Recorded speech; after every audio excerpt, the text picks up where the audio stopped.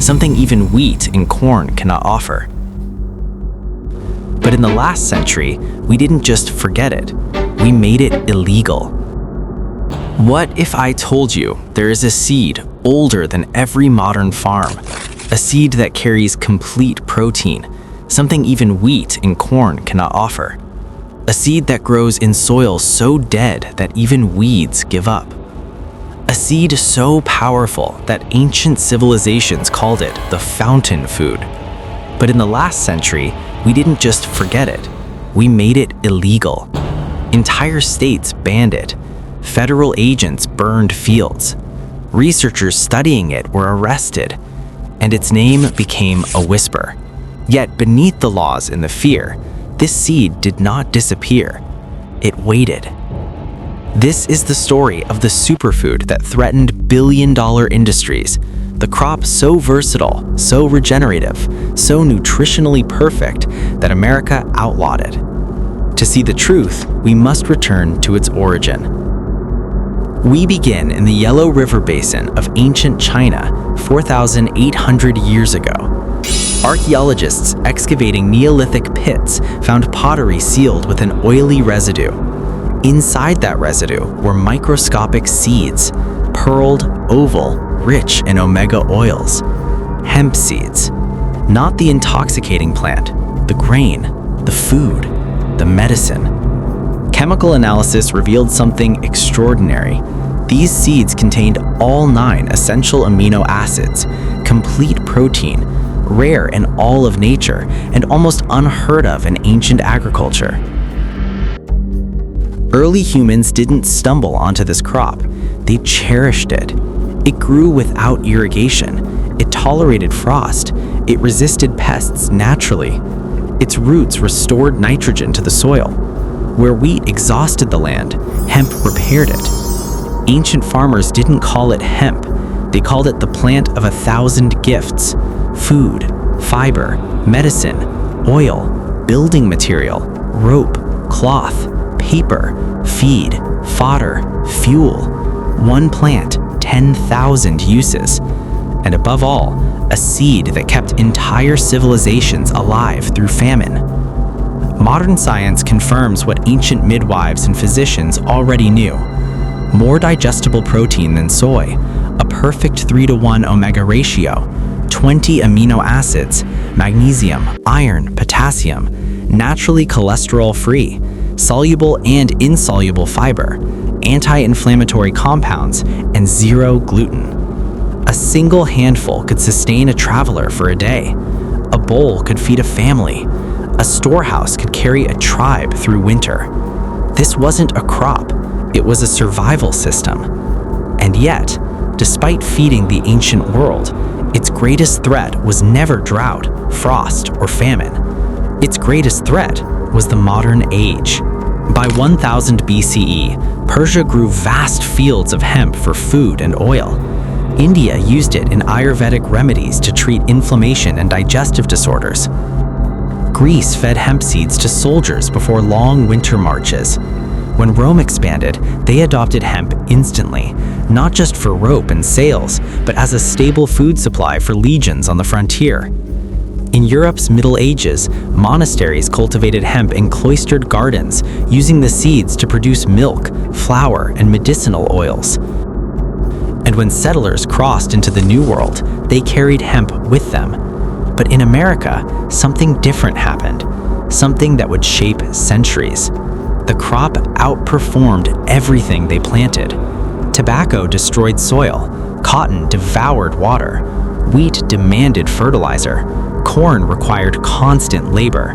But hemp healed soil, needed almost no water, grew 4 times faster, and resisted pests so efficiently that farmers needed no chemicals at all. By 1776, many colonies legally required farmers to grow hemp as part of their mandatory food and supply reserves. Early Americans didn't fear this plant, they depended on it. So how did a crop this essential become the villain of the 20th century? The answer is simple: power, profit, and fear. The trouble began not with science, but with money. By the early 1900s, hemp threatened four major industries: timber and paper, hemp could replace trees; textiles, hemp fiber outlasted cotton; oil and plastics, hemp could make biodegradable fuel and polymers; pharmaceuticals, hemp seeds supported natural immunity and heart health. This was not a weed, it was a competitor, too strong, too versatile, too uncontrollable. In 1937, industry magnates launched a coordinated campaign. Newspaper barons, timber tycoons, chemical giants, political allies. They used a single tactic: fear. Propaganda reframed the ancient food crop as a dangerous drug, even though the seed and industrial plant cannot intoxicate anyone. But the truth didn't matter. Fear did. The Marijuana Tax Act of 1937 was passed under a cloud of misinformation, and overnight, a 5,000-year-old food became criminal. Form of hemp cultivation, including hemp seed with no intoxicating properties. States like Iowa, Kansas, South Dakota, Nebraska, Texas, Louisiana, Georgia, Mississippi, North Carolina, and others declared the crop illegal. Fields were burned, seed banks destroyed, families arrested. Researchers studying hemp seeds for nutrition were threatened with federal charges. Farmers who had grown it for generations replanted their fields with corn, soy, and cotton, the crops that depended on fertilizers, pesticides, and the industries that lobbied for the ban. The hemp, the ancient superfood, had vanished. But fate had one twist left. In 1942, America entered World War II, and suddenly the nation faced a catastrophic shortage of rope, canvas, oil, seed protein, and industrial fiber. Japan had cut off Asian jute supplies. European flax farms were destroyed. America panicked. The government released a film titled Hemp for Victory. The same crop outlawed in 12 states was now declared essential to national security. Farmers were ordered to grow it. Seeds were distributed by the ton. Military requisitions depended on it. For a brief moment, the ancient superfood returned. And then, as soon as the war ended, it was banned again. Its usefulness was undeniable, but its freedom was unacceptable. Between 1950 and 1990, hemp became a ghost. Corn took its place, subsidized by billions. Soy rose to power, funded by chemical agriculture. Cotton dominated fields, despite requiring pesticides so toxic they're banned in dozens of countries today. Meanwhile, the ancient superfood that required no pesticides, no herbicides, no irrigation, no fertilizer was classified as dangerous. Environmental destruction soared, soil eroded, water tables collapsed, dead zones grew in the oceans. The solution to modern agriculture's collapse had been banned. But like all ancient crops, hemp refused to die. It slept. The revival began quietly. A small group of researchers in Canada and Europe noticed something odd. Fields where hemp had grown had healthier soil for years afterwards. Bees flocked to the flowers. Birds thrived on the seeds. Rivers near hemp farms had low nitrate levels because the crop required no chemicals. Studies showed that hemp could regenerate dead soil, capture carbon faster than trees, prevent erosion, restore pollinators, grow in drought conditions, and outcompete weeds naturally. It was everything modern agriculture claimed to be, but wasn't. By the late 1990s, as climate stress increased, farmers asked an old question again: what survives when the land fails? The answer was the same as it had been 5,000 years ago: the plant they made illegal. In 2014, the United States finally relented, partially. Hemp research was legalized. Farmers began small test plots. Nutritionists rediscovered the seed's power. By 2018, full agricultural legalization followed, and then the data poured in. Hemp yielded 3 times more protein per acre than soy with a fraction of the water. Hemp restored soil faster than cover crops.